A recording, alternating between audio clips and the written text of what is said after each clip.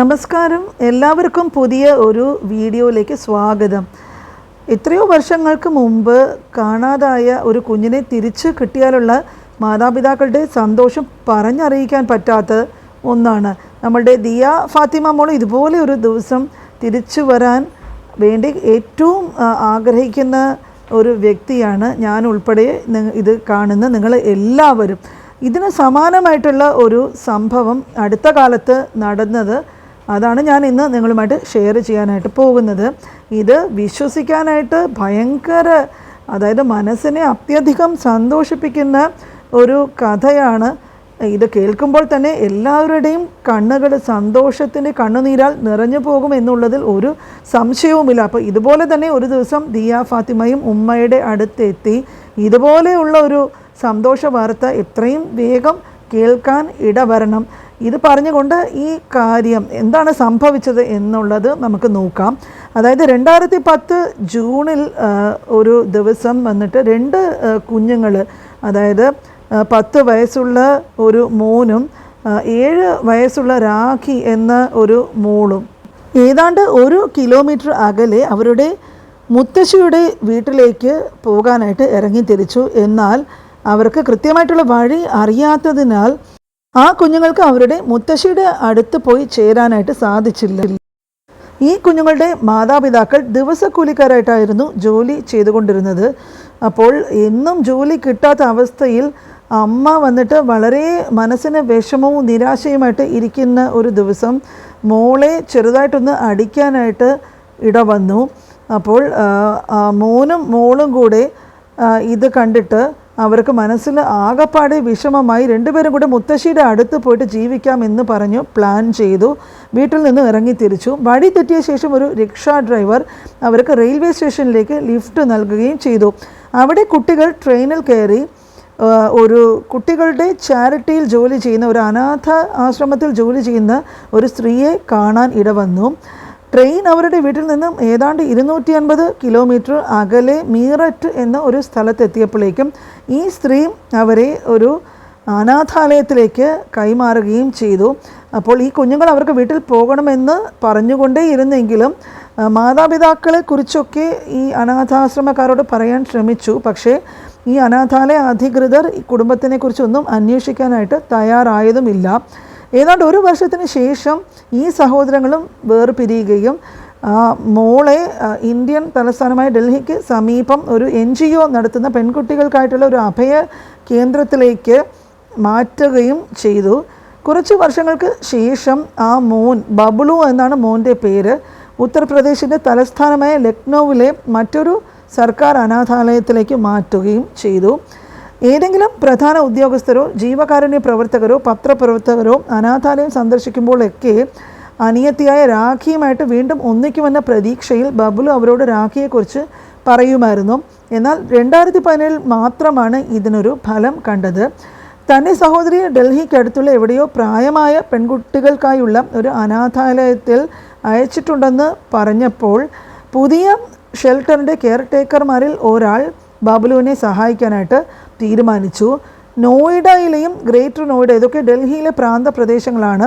അവിടുത്തെ എല്ലാ അനാഥാലയങ്ങളിലും ഇവർ വിളിക്കുകയും അവർക്ക് രാഖി എന്ന് വിളിക്കുന്ന ആരെങ്കിലും ഉണ്ടോ എന്ന് ചോദിക്കുകയും ഒരുപാട് പരിശ്രമത്തിന് ശേഷം രാഖിയെ കണ്ടെത്തിയതായിട്ട് ബബ്ലു പറയുന്നു. സഹോദരൻ വേർപ്പെടുത്തുന്നത് ശരിക്കും ക്രൂരമാണെന്ന് ഈ സഹോദരങ്ങളുടെ അഭിപ്രായം. അതുപോലെ സഹോദരങ്ങൾ വീണ്ടും കണക്റ്റ് ചെയ്ത് അവർ പലപ്പോഴും ഫോണിൽ സംസാരിക്കുമായിരുന്നു. എന്നാൽ സംഭാഷണം അവരുടെ കുടുംബത്തെ കണ്ടെത്തുന്നതിലേക്ക് വഴിമാറിയപ്പോഴേക്കും രാഖിക്ക് ഒരു സംശയമുണ്ടായിരുന്നു. 13 വർഷം ഒരു ചെറിയ സമയമല്ല. അവരുടെ അമ്മയെ കണ്ടെത്താൻ കഴിയുമെന്ന് അവർക്ക് ഒരു പ്രതീക്ഷയും ഇല്ലായിരുന്നു. അതുപോലെ തന്നെ ബബ്ലു പക്ഷേ അതേസമയം വളരെ സന്തോഷവാനായിരുന്നു. കാരണം സ്വന്തം അനിയത്തിയായ രാഖിയെ കണ്ടെത്തിയതിൽ അവന് വളരെയധികം സന്തോഷവും ആത്മവിശ്വാസവും തോന്നുകയും ചെയ്തു. അതുപോലെ താൻ വളർന്നു വന്ന അനാഥാലയത്തിൽ നന്നായി പരിപാലിച്ചു ഇരുന്നുവെന്ന് രാഖി പറയുന്നു. ഒരുപക്ഷെ വീട്ടിൽ തുടർന്നിരുന്നെങ്കിൽ അവളുടെ ജീവിതം മറ്റൊരു തരത്തിൽ മാറുമായിരുന്നുവെന്ന് അവൾ കരുതുന്നുണ്ടോ എന്ന് ചോദിച്ചപ്പോഴേക്കും സംഭവിക്കുന്നതെന്നും എല്ലായ്പ്പോഴും നല്ലതിന് വേണ്ടിയാണെന്ന് വിശ്വസിക്കുന്നതായിട്ടും ആ മോള് പറയുന്നു. നല്ലൊരു സ്കൂളിൽ പോവുകയും നല്ല ആരോഗ്യ പരിരക്ഷയും എല്ലാ സൗകര്യങ്ങളും ലഭിക്കുകയും ചെയ്തു എന്നും അവൾ കൂട്ടിച്ചേർക്കുന്നു. ഡിസംബർ 20 ആഗ്ര ആസ്ഥാനമായിട്ടുള്ള ബാലാവകാശ പ്രവർത്തകനായ നരേഷ് പരാസിന് ഇപ്പോൾ ബാംഗ്ലൂരിൽ ജോലി ചെയ്യുന്ന ബബലുവിൽ നിന്നും ഒരു കോള് ലഭിച്ചു. നിങ്ങൾ നിരവധി കുടുംബങ്ങളെ വീണ്ടും ഒന്നിപ്പിച്ചു, എൻ്റെ കുടുംബത്തെ ഒന്ന് കണ്ടെത്തുവാനായിട്ട് സഹായിക്കാമോ എന്ന് ബബലു അദ്ദേഹത്തിനോട് ചോദിക്കുകയും 2007 മുതൽ കുട്ടികളുമായിട്ട് ജോലി ചെയ്യുന്ന പരസ് പറയുന്നു ഇതൊരു ലളിതമായിട്ടുള്ള കേസ് ആയിരുന്നില്ല. സഹോദരങ്ങൾക്കാകട്ടെ അവരുടെ പിതാവിൻ്റെയോ മാതാവിൻ്റെയോ പേരൊന്നും ഓർമ്മയില്ല. സർക്കാർ നൽകിയ ആധാർ കാർഡുകളിലൊക്കെ വ്യത്യസ്ത പേരുകളുമായിരുന്നു. ഏത് സംസ്ഥാനത്തിൽ നിന്നോ ഏത് ജില്ലയിൽ നിന്നോ വരുന്നു, വീട് എവിടെയാണ് എന്നൊന്നും അവർക്ക് ഒരു അറിവുമില്ലായിരുന്നു. പക്ഷേ മധ്യ സംസ്ഥാനമായ ഛത്തീസ്ഗഡിലെ ബിലാസ്പൂരിൽ നിന്നുള്ളവരാണെന്ന് മാത്രം ചെറിയൊരു സൂചന അവർക്ക് പറയുവാനായിട്ട് കഴിഞ്ഞു. അതുപോലെ തന്നെ ട്രെയിനിൽ കയറിയ സ്റ്റേഷന് പുറത്തൊരു ഡമ്മി റെയിൽവേ എൻജിൻ കണ്ടത് ബബലു ഓർത്തപ്പോഴാണ് ഈ കേസിന് ഒരു വഴിത്തിരിവുണ്ടായത്. അപ്പോൾ അത് ആഗ്ര കണ്ടോൺമെൻറ്റ് സ്റ്റേഷൻ ആയിരിക്കുമെന്നും അവർ കണ്ടുപിടിക്കുകയും പരസ് വന്നിട്ട് സിറ്റി പോലീസിൻ്റെ രേഖകൾ പരിശോധിച്ചപ്പോഴേക്കും 2010 ജൂണിൽ സഹോദരങ്ങളുടെ പിതാവ് നൽകിയ ജഗദീഷ്പുര പോലീസ് സ്റ്റേഷനിൽ നിന്നും ഒരു പരാതി ഇവർ കണ്ടുപിടിക്കുകയും എന്നാൽ വീട്ടുകാരെ അന്വേഷിച്ച് ചെന്നപ്പോൾ അവർ അവിടെ വാടകയ്ക്ക് താമസിച്ചിരുന്നതായും വീട് വിട്ടു പോയതായിട്ടും കണ്ടെത്തി. അമ്മയുടെ പേര് നീതു എന്നാണെന്നും കഴുത്തിൽ പൊള്ളേറ്റ് പാടുണ്ടെന്നുമൊക്കെ രാഖി ഓർമ്മിച്ചു. പിന്നീട് പരസ് ആഗ്രയിലെ ലേബർ ചൗക്കിലേക്ക് പോയി. ദിവസക്കൂലിക്കാർ ജോലി ചെയ്യുന്ന സ്ഥലത്തിൽ രാഖിയെ പറഞ്ഞതുപോലെ അമ്മയെ കണ്ടുപിടിക്കാൻ സാധിക്കുമോ എന്ന് അവിടെയൊക്കെ തിരഞ്ഞെങ്കിലും അവിടെ ചില തൊഴിലാളികൾ ഇവരെ അറിയാമെന്നും സന്ദേശം കൈമാറാമെന്നും പറയുകയും ചെയ്തു. മക്കളെ കണ്ടെത്തിയെന്ന് അറിഞ്ഞ ഉടനെ അമ്മ പോലീസ് സ്റ്റേഷനിൽ വന്നു പരസുമായി ബന്ധപ്പെടുകയും അവരൊക്കെ വീണ്ടും 13 വർഷത്തിന് ശേഷം കുഞ്ഞുങ്ങളുടെ ഇപ്പോഴത്തെ ഫോട്ടോയും കാര്യങ്ങളുമൊക്കെ അമ്മയെ ഫോൺ വഴി കാണിച്ചു കൊടുക്കുകയും വീഡിയോ കോളിൽ കാണിച്ചു കൊടുക്കുകയും അവരെല്ലാവരും പരസ്പരം തിരിച്ച് അറിയുകയും ചെയ്തു. कोई ऐसी बात नहीं हुई थी, कोई लड़ाई नहीं हुई थी, कोई झगड़ा नहीं हुई थी। मैं आई थी दोपहर में अपने काम पे से खाना लेने के लिए, तो मैंने देखी तो मेरी लाली खेल रही थी। तो मैंने कही बेटी तू अभी तक बर्तन नहीं मांजी है, तू रोज खेलती रहती है, तू काम नहीं करती। ते काम कर लेती थी क्योंकि 10 साल कौन सुनने वाला है ना। मैं रोज कमाती हूँ, रोज खाती हूँ। फिर मैंने सोची कि भाई कब तक चक्कर लगा हुआ ऐसी ढूंढती थी, इधर जाती थी उधर जाती थी ना।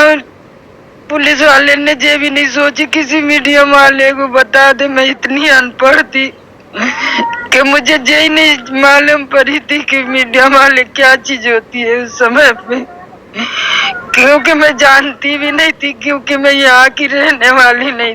लैपटॉप मोबाइल ये सब।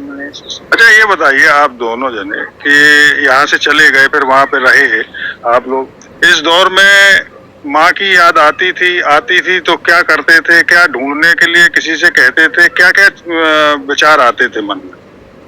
सर मेरी मम्मी की तो याद बहुत आती थी। मैं बहुत लोगों से मतलब जैसे कुछ आते थे, कुछ लोग बाहर से संस्था में डोनेट कुछ करने, तो मैंने बहुत लोगों से सर बोला। तो किसी ने मतलब पुलिस वाले भी आते थे तो उनसे भी मैंने बोला, मतलब हेड वुड सब आते सर, उनसे सबसे बोला मैंने। तो किसी ने मतलब ढूंढने की कोशिश नहीं की। तो मतलब बहुत मतलब याद भी आती सर। अब जाके मतलब मेरे सर के वजह से मतलब मिले। അങ്ങനെ സന്തോഷകരമായിട്ടുള്ളൊരു കൂടിച്ചേരലിന് പരസ് വഴിയൊരുക്കി. രാഖി മോളെ അന്ന് അടിച്ചതിൽ ഖേദിക്കുന്നുണ്ടെന്നും മക്കളെ കണ്ടെത്താൻ സഹായിച്ച പരസിനോട് നന്ദി പറയുകയും അതിന് നടത്തിയ ശ്രമങ്ങളെക്കുറിച്ചൊക്കെ ആ അമ്മ ഓർമ്മിച്ച് വളരെയധികം വിഷമിക്കുകയും ചെയ്തു. മകനും മകളുമൊത്തുള്ള വൈകാരികവുമായും കണ്ണീരോടെയുമുള്ള പുനഃസമാഗമത്തിൽ തനിക്കൊരു പുതിയ ജീവിതം ലഭിച്ചതായി അവർ പറയുന്നു. അമ്മയെ ഇനി കാണുമെന്ന് ഒരു പ്രതീക്ഷിച്ചിരുന്നില്ലെന്ന് രാഖി പറഞ്ഞു. അമ്മയെ കണ്ടപ്പോൾ വളരെ സന്തോഷം തോന്നി എന്ന് ബബലുവും പറയുന്നു. കുടുംബത്തെ കണ്ടെത്തുവാനായിട്ട് പരസ് എടുത്ത ആ ഒരു പരിശ്രമം ഇവിടെ ദിയ ഫാത്തിമ മോളുടെ കാര്യം പോലെ തന്നെയാണ് ഇതിലും വരുന്നത്. അത് ആവർത്തിച്ചും ആവശ്യപ്പെട്ടിട്ടും പോലീസ് നിന്നും ഒരു സഹായവും കിട്ടിയില്ല എന്നുള്ളൊരു വിഷമവും കുഞ്ഞുങ്ങളുടെ കുടുംബാംഗങ്ങൾക്ക് ഉണ്ടായിരുന്നു.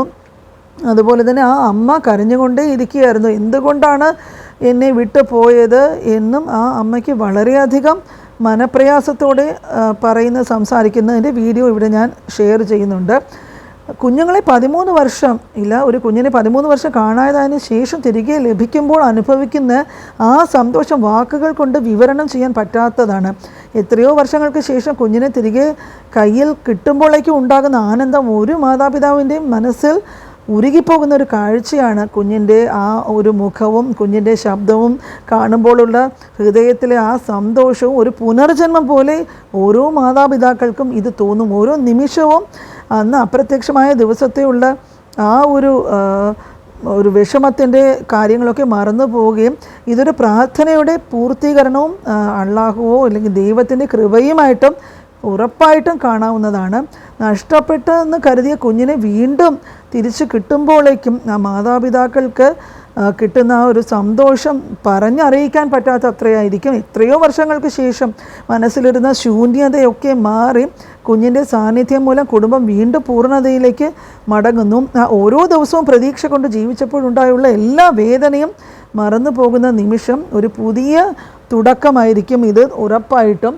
ഈ പറഞ്ഞു വന്നതൊക്കെ നമ്മളുടെ ദിയമോളുടെ കാര്യത്തിലും ഇതുപോലെ തന്നെ സംഭവിക്കണേ എന്ന് പ്രാർത്ഥിച്ചുകൊണ്ടാണ് ഇങ്ങനത്തെ നന്മയും സന്തോഷവും നിറയുന്ന ഓരോ വീഡിയോസും ഞാൻ ഇവിടെ ഷെയർ ചെയ്യുന്നത്.